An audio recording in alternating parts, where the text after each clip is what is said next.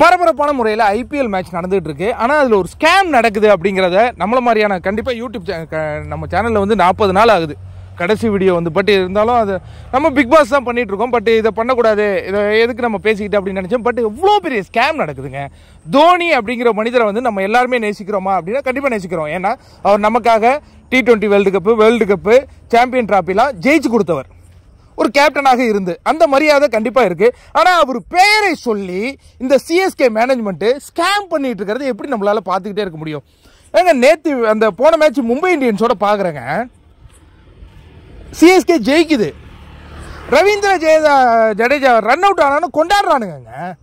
இது ஒரு 2 வருஷமாக இது இந்த பழக்கம் நடக்குது. தோனி வரணும், எங்களுக்கு வந்து ஏதாவது 6 அடிக்கணும், ஏன்னா எங்களுடைய காசு வந்து அப்போ தான் பூரணமாகும் அப்படிங்கிறாங்க. நான் கேட்குறேன், நீங்கள் உண்மையாலே சொல்லுங்கள், இங்கே மேட்ச் பார்க்குறானுங்களே சிஎஸ்கேயில், இதில் யாராவது உண்மையாலே கிரிக்கெட் ஃபேன்ஸுன்னு நீங்கள் பார்க்குறீங்க? உண்மையான கிரிக்கெட் ஃபேன்ஸுக்கு எவனுக்குமே டிக்கெட் கிடைக்கிறது கிடையாது. கார்பரேட்டு, இந்த சினிமாவில் நடிக்கிறது, அதுக்கப்புறம் சீரியலில் நடிக்கிறது, இந்த பிக் பாஸில் போய் வந்த ஆட்கள், இதுங்கெல்லாம் அங்கே உள்ளே போய் ஏதாவது மேட்ச் பார்க்குதானா அதுங்க வந்து விளாக் போட்டுக்கிட்டு இருக்குங்க, இன்ஸ்டாகிராமில் ரீல்ஸ் போட்டுட்டு. யார் இவங்களுக்கெல்லாம் டிக்கெட் கொடுக்குறது? அங்கே கவுண்டரில் டிக்கெட்டே இல்லை. அதுக்கப்புறமும் நீங்கள் டிக்கெட் பார்த்தீங்கன்னா 20,000 30,000 40,000 எல்லாம் தோனி தலை தரிசனம். ஏன்டா இந்த மாதிரி முட்டாளாக்கி வச்சிருக்கீங்க? எனக்கு அதுவே பிடிக்கல. சரி, இன்னைக்கு வந்து தலை அடிச்சு ஜெயிக்க வேண்டியதானே. அஸ்வினுக்கு பின்னாடி வர்றாரு அவர், யாரு? தோனி வந்து கடைசி ஓவரில் 2 6 ஒரு 4 அடிக்கிறாரு. மேட்ச் முடிஞ்சிருச்சு.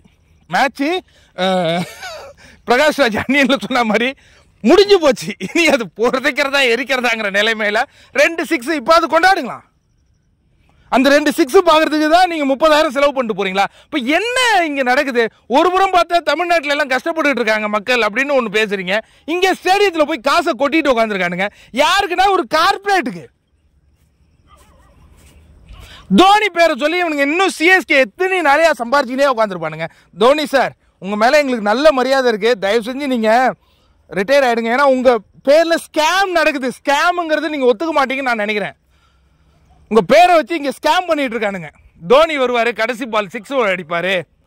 நீங்கள் அந்த ஸ்டெம்பிங் பிரமாதமாக பண்ணீங்க, சூரியகுமார் யாதவும் பண்ணீங்க, பில்சாட்டு பண்ணீங்க.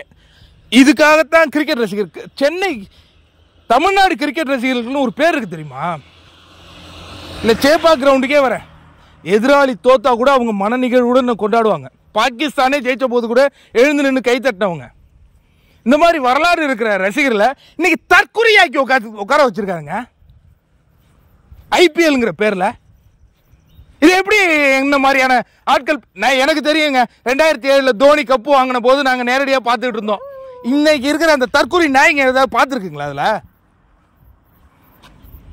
2011 வேர்ல்டு கப் நாங்கள் பார்த்துருக்கோம், 13 சாம்பியன் டிராஃபி நாங்கள் பார்த்துருக்கோம். இன்னைக்கு இருக்கிற எவனுக்கு இவங்களுக்கு என்னத்தை தெரியும் தோனியை பற்றி? தோனிங்கிற அந்த பிராண்டை வச்சு ஏமாத்திட்டு உட்காந்துருக்கிறத நம்மள மாதிரியான ஆட்கள் எப்படிங்க பார்த்துட்டு இருக்க முடியும்? அது ரொம்ப தப்பு. மும்பை கூட தோக்கும் பொழுது ரவீந்திர ஜடேஜா அவுட் ஆகணும்னு இவனுங்க ஆர்ப்பாட்டம் பண்ணுறானுங்க. அதில் அவுட் ஆனது ரவீந்திர ஜடேஜாவா இல்லை ரச்சின் ரவீந்திராவான்னு கூட தெரில. அதுக்குள்ளே ஆர்ப்பாட்டம். தோனி உள்ள வராரு, 6 அடிச்சு ஜெயிச்சு கொடுப்பாரு. அது ஜெயிச்ச மேட்ச் தானே அது. அது ரவீந்திர ஜடேஜா 6 அடிச்ச உடனே அவங்களுக்கு பிடிக்கலையா, அவரு 6 அடிச்சுட்டாரு, தோனி போய் திட்டினார் அவரை. இன்னைக்கு நான் கிழிச்சாரா? மேட்ச் ஜெயிக்கணும்னு பாருங்கய்யா. அதுதான் இங்க இருக்கு. ஆல்ரெடி நம்ம யாருக்குமே வாய்ப்பு கிடைக்கிறது இல்லை. கிரிக்கெட் ஆடுற சொல்லக்கூடாது, பட் இருந்தாலும் அவங்களுக்கு தான் கிடைக்குது. அவங்க தான் இன்னைக்கு கமெண்ட்ரி பேனல்லையும் உட்காந்துருக்காங்க, ஜிஞ்சா அடிச்சுட்டு உட்காந்துருக்கான். ஸ்ரீகாந்த்லாம் world cup 1983 world cup winner player தானே, ஜிஞ்சா அடிக்கிற. அவ்வளோ காசுக்கு பற்றாக்குறையிலேயே வாழ்ந்துட்டு இருக்காங்க அவங்களாம். எல்லாமே ஒரே கம்யூனிட்டி, விளையாடுறதா அவங்களே, கமெண்ட்ரி பண்ணுறதா அவங்களே. இங்கே போய் நீங்கள் தற்கொலை மாதிரி காசை விட்டுட்டு உட்காந்துருக்கீங்க. ரொம்ப கஷ்டமாக இருக்குப்பா இதெல்லாம் பார்க்கறதுக்கு. உங்களை ஏமாத்துறாங்க. இது ஒரு ஸ்கேம் நடந்துகிட்டு இருக்கு. இதில் இன்னும் எத்தனை நாள் தான் நீங்கள் வெளியே? இதுதான் தோனியுடைய கடைசி டோர்னமெண்ட், நாங்கள் போய் பார்க்கணும். நீங்கள் ஸ்டேடியத்தில் பார்த்தா தான் உங்களுக்கு திருப்தி ஆகுமா?